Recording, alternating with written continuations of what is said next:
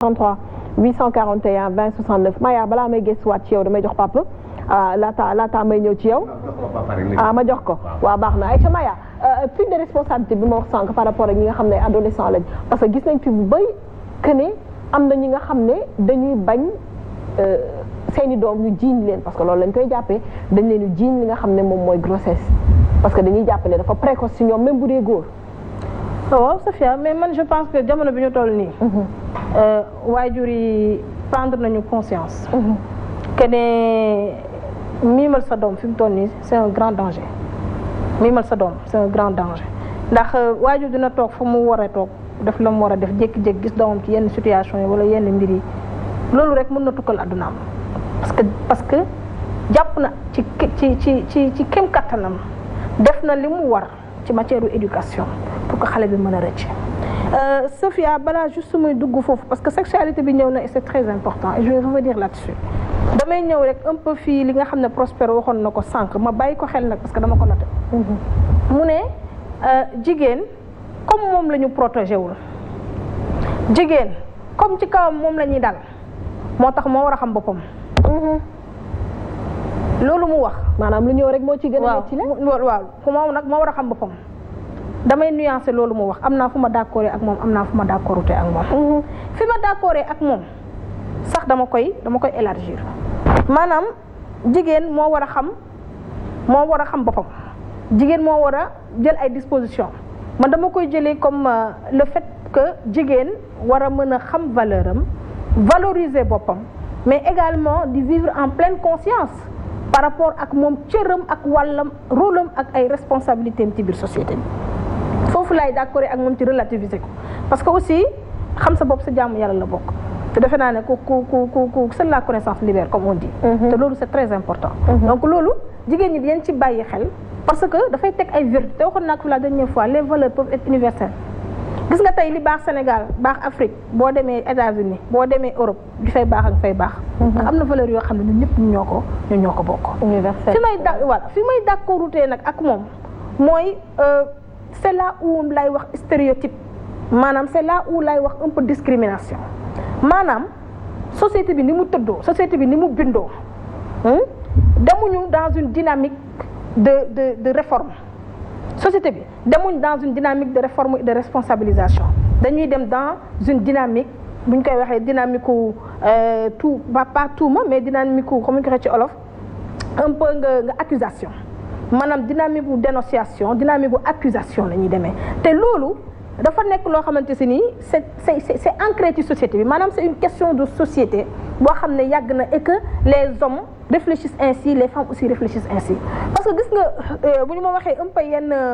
yenn stéréotypes yi nga xam ne jigéen ñi par exemple ñu ngi koy dund dans la société c'est pas simplement du góor ñi rek ñoom ñoo koy jël muy ay kàddu ñu koy teg ci seen kaw mais jigéen ñi ci seen jëmu bopp dañ koo gëm maanaam jigéen ñi seen jëmu bopp dañoo gëm des fois yenn yii ba ñoom pour ñu ouvrir au changement sax c'est un très très grand problème donc foofu lay relativiser di wax ne tey il est important ñu xool ci suñu société ci suñu culture yenn point yi sur le débat social ñu mën di ci teg duut baaraam mën a xool lii nii ñuy wax nii ban impact la am ci psychologie ku jigéen ki ak ci ku góor ki tout à fait ak également ban source la am au niveau social ban source la am quand on parle par exemple d'anthropologie loolu c'est très important gis nga Safia damay wut porox ndong pour dugg ci affaire sexualité bi la sexualité y a rien de plus normal que ça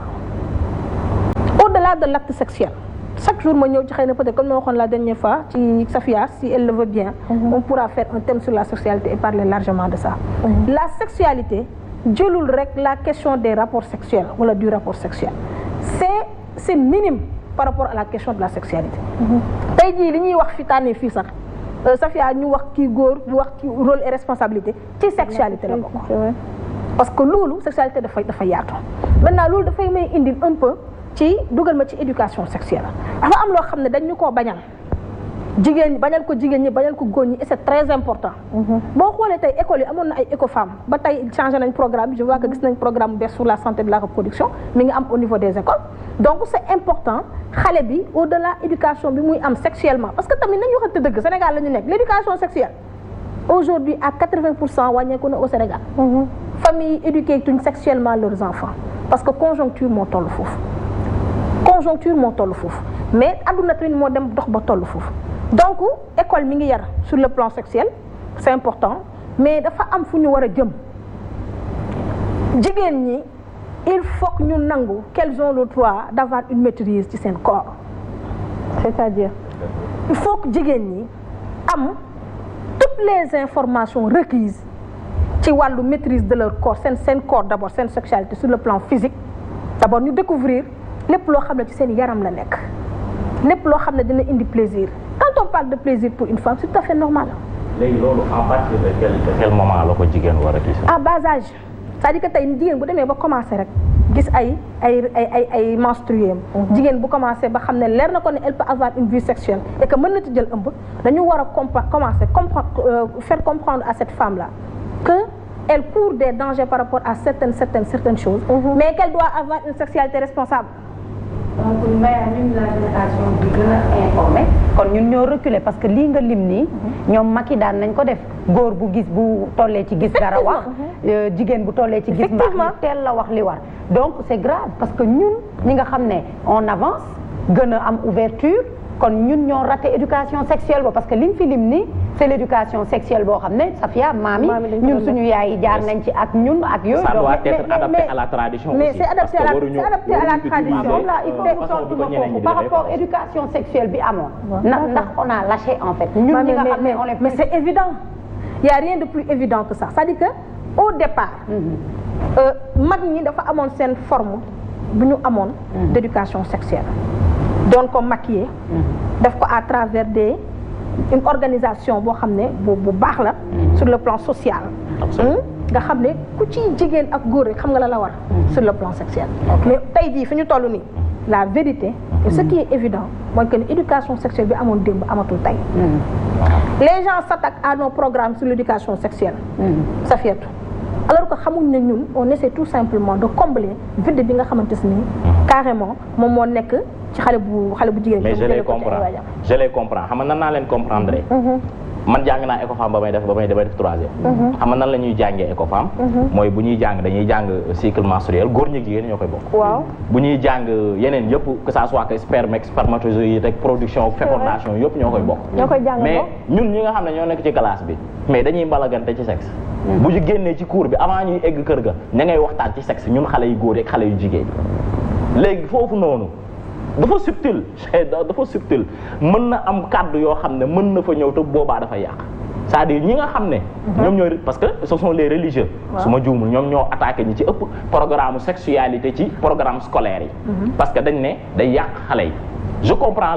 leur position parce que d'abord jànguñu ko fekkuñu leen ci classe yi am nañu si bëri ñoo xam ne comprendre man personnellement j'ai assisté ci benn débat bu mag ci côté boobu noonu mais problème bi ci nekk mooy en fait comme manque de compréhension bi dañ leen koy nangul parce que dañu jàpp ni programme c'est-à-dire ni occidentaux yi di jàngalee ñoom sexualité ak seen doom man damaa bëgg a def lii jëlal capote protège-toi c'est-à-dire duñ jox benn garde-fou duñ la wax laa taqrabu zina par exemple duñ la wax ni non ma mayee deux secondes foofu laay waxee quoi voilà c'est ça le problème maanaam pas culture li ma wax Maya c'est simple maanaam mag yi dem dañ daan waxtaan ak seen doom ci wàll boobu mais loolu lay wax deux secondes Maya s'il te plaît par contre suñ ne ma dañu war a defaat loolu gën ko indi damay wax waaw mais en déguisant toujours parce que su ma ne déguisé du question hypocrisie xool ni ñu koy waxee xam nga lu tax culturellement tàmmaguñ ko ñu ngi avancé mais tàmmaguñu wax buy heurtal donc pourquoi ne pas delluwaat effectivement je pense qu'on je crois que moom comprendre jeunesse bi ak ñoo comprendre xale yi bu ñu leen jàngalul sexualité ñu jàngal ko seen bopp jigéen boo ko jàngalul boo gisee mbaax ni nga war a protéger kii sa bopp mu jël morceau def wala leneen ak. d'accord je pense que c'était juste benn parenthèse bu Maya doon ñëw parce que ñu ñëwaat un peu ci déguisé wax ji daal Maya comme ça mën na dem ci procès. voilà donc li ma bëgg a wax rek juste foofu mooy que ne tey dañu am benn réglementation sociale wala ay codes sociaux. yoo xamante ni ñu ko tëralee. et c'est tout à fait normal ça se comprend parce que notre société est une société très patriarcale maanaam société boo xamante ni ku góor ki moo ëpp pouvoir donc du coup répartition rôle yeeg sociaux yi comme jàng naa di ko wax en fait loolu dafay indi ay comment dire, je peux dire un peu ay discrimination ay violence nañu waxante dëgg suñu waxee refus de paternité wax ménage gis nga la question d'impunité la impunité Sénégal daf fi bëri te impunité li gën a bëri c'est sur les questions sociales conflits sociaux yi am yépp boo xoolee impunité lay mujjee impunité boobu li muy mujjee la femme a 90% de perte dans ça xam nga lu tax parce que aujourd'hui dafa métti même bu fekkee ne la loi protège les femmes il y a toujours une procédure par rapport à des juridictions donc procédure boobu par rapport ak juridiction yooyu noonu dafa nekk loo xam ne des fois méconnaissance des textes de loi ci nga xam ne jigéen ñi xamuñu parce que jigéen ñu bëri xamuñu sax lu nekk ci code de la famille góor ñu bëri xamuñu sax lu nekk ci code de la famille te wax naa ko léegi problème bu ñu am Sénégal fii ci wàllum ménage ci wàllum njaboot gi ci wàllum kër yi code de la famille moo ñu ko teg code de la famille moo ñu ko teg parce que nous sommes dans un pays laïque on peut pas dire que la charia la ñuy teg Sénégal mënul nekk on peut pas dire aujourd'hui que ne la loi d'une autre religion la ñu teg mënul nekk parce que Sénégal ñëpp fi bokk dugg sexualité bi nga xam ne on en parle et que ngeen di ko bañ mais chaque jour que Dieu fait les jeunes dañuy adopter ay comportements à risque yoo xamante ni daf ñuy réconforter ñun ci suñu position pour parler de sexualité mais également dañuy réconforter ci suñu position pour wax ne les parents ont démissionné gis nga Sophie li ma doon wax li ma wax je répète pour dire que ne démb amoon na éducation sexuelle parce que dafa amoon benn rapprochement ak complicité entre parents yi ak doom yi mais aujourd'hui adduna moo dox ba am fu mu toll Sophia may terminer benn affaire gis nga man dafa am loo xam ne Sénégal vraiment ñu ciy ñëw lu bëri te man personnellement je me dis que on se cache trop derrière la religion pour crédibiliser yenn affaires yi ay jigéen bu xamoon li ko l'islam jox ci cër jigéen bu xamoon li ko l'islam jox ci te heure boo leen xëyee def loo xam ne lu doyal jigéen la fan ngeen teg li l'islam def ci l'islam wax ci jigéen te à chaque fois on le dit à travers l'arabe dañ ñu koy wax à travers des voilà des versets alors qu'on ne nous explique rien du tout on ne nous explique rien du tout gis nga ci biir alxuraan Baqara ba Naas yàlla fu mu wax góor wax na fa jigéen à chaque fois ñoom ñaar da leen di mettre devant leur responsabilité la chose la plus primaire c'est la question de la chasteté au Sénégal tey jii ku góor ñi ak ku jigéen ki on ne tolère pas qu'une femme ne soit pas chaste mais ils n'en ont rien à faire d'un homme qui n'est pas sage loolu yëpp ay injustice lañ te il faut qu'on en parle d'accord d'accord xam naa dinañ ñëwaat moom te li nga xam ne mooy thème sexualité daf ciy bëgg di waxtaan mais on va en revenir parce que là ñu ngi ci refus paternité bi nga xam ne instant bi